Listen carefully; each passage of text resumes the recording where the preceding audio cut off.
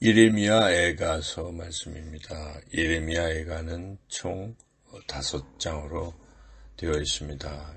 예레미야 애가는 예레미야가 쓴 일종의 비탄시인데요. 예레미야가 예루살렘이 멸망한 바로 직후에 기록했습니다.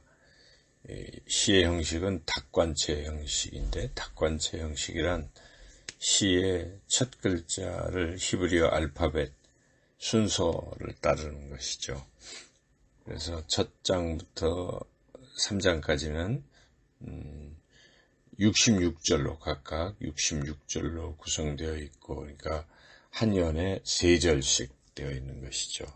나머지 4장과 5장 각각 22절로 구성되어 있습니다.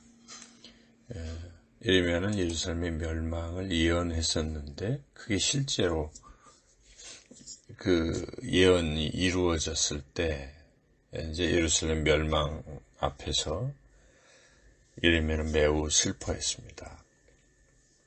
그래서 예레미야를 눈물의 선지자라고 부르죠. 그 슬픔을 이기지 못해서 시로 지금 노래하고 있습니다. 근데 끝까지 다 읽어보면 비탄에 잠겨있는 부분이 많지만 마지막 5장에 가서는 하나님께서 이스라엘을 반드시 회복시켜 주실 것이라고 믿고 간절히 기도하는 내용으로 예레미야의 가서를 마치고 있습니다. 먼저 이제 1장을 보면 1장에서는 예레미야는 이 폐허로 변한 예루살렘의 참상에 대해서 아파하고 그 원수들로 인한 이런 참상에 대해서 절규하고 탄식합니다. 그래서 종말론적으로 하나님의 공의가 다시 실행될 것을 간절히 호소합니다. 그래서 이 1장을 통해서 몇 가지 교훈을 얻게 되는데, 첫째는 이러한 참혹한 예루살렘의 멸망이 결국 자신들의 잘못 때문이라는 것을 고백한다는 것이죠. 그래서 비록 하나님의 자녀이지만 잘못했을 때는 징계를 받을 수 있는 것이다 하는 것입니다.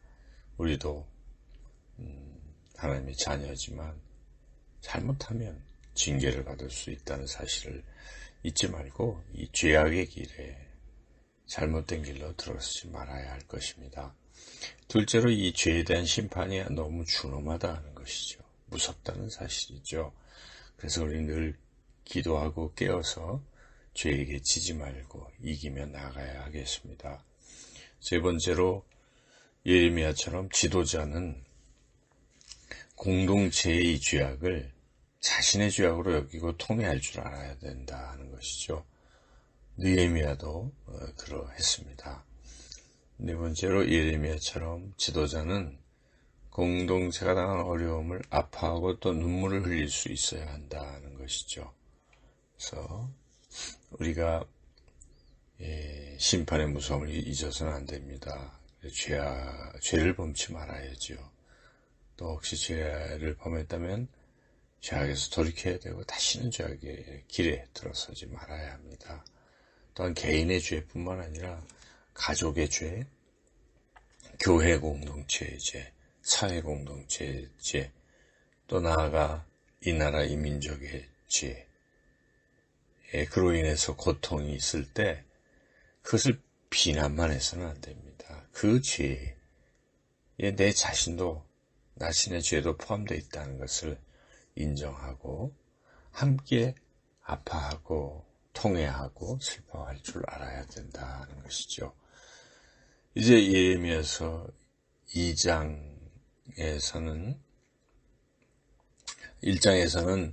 예루살렘을 폐망시킨 주체를 바벨론 군대로 묘사했지만 2장에서는 그 주체를 하나님으로 강조하고 있다는 점입니다. 그래서 예레미야는 이런 하나님의 그런 심판 앞에서 이스라엘의 패망을 목도하고 슬퍼하는 가운데서도 회개하고 또 하나님의 구원을 간구하도록 그렇게 백성들에게 촉구하고 있습니다. 그러니까 어떤 상황을 만나도 하나님 앞에 회개하고 하나님께 구원을 간구하면 하나님은 용서하시고 회복시켜 주시는 분이십니다.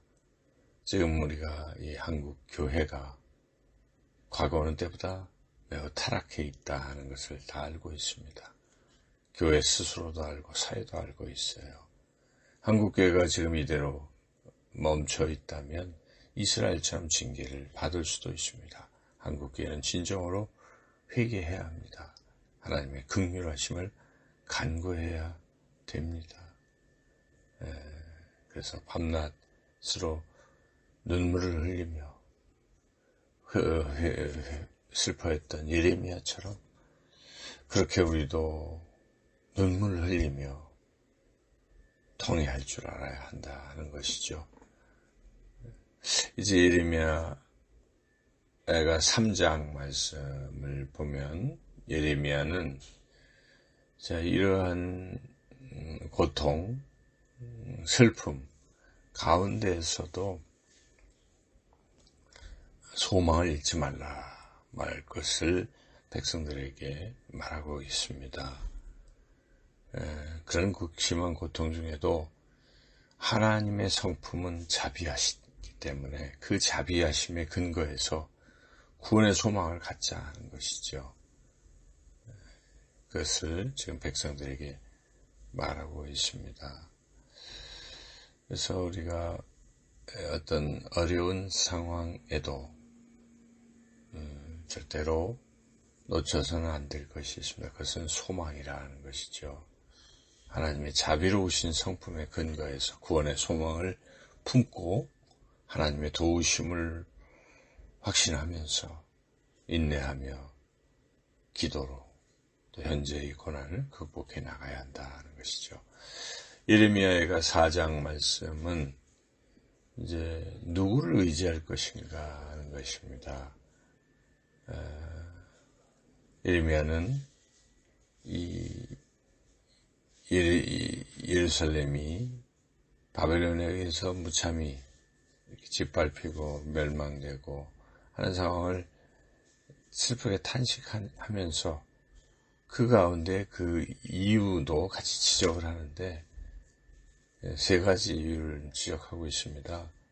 제사장들이 잘못했다는 것, 또 이스라엘이 이방 나라를 의지했기 때문이다 하는 것, 또 백성들이 시드기야 왕을 의지했기 때문에, 그러니까 결국 그 주체가 하나님을 의지하는 것이 아니라 다른 것들을 의지했기 때문에 멸망했다. 그 죄라는 것을 지적하고 있죠. 그래서 우리가 하나님의 말씀, 하나님을 의지해야 한다는 것이죠. 다른 나라, 다른 지도자도 아닙니다. 오직 하나님 한 분뿐이다 하는 것을 우리가 분명히 깨달아야 됩니다. 또한 덧붙여서 오늘 이 말씀에서 지도자가 타락하면 나라가 멸망할 수 있다는 이 사실, 특히 종교적 지도자들이 타락하면 나라가 망할 수 있어요.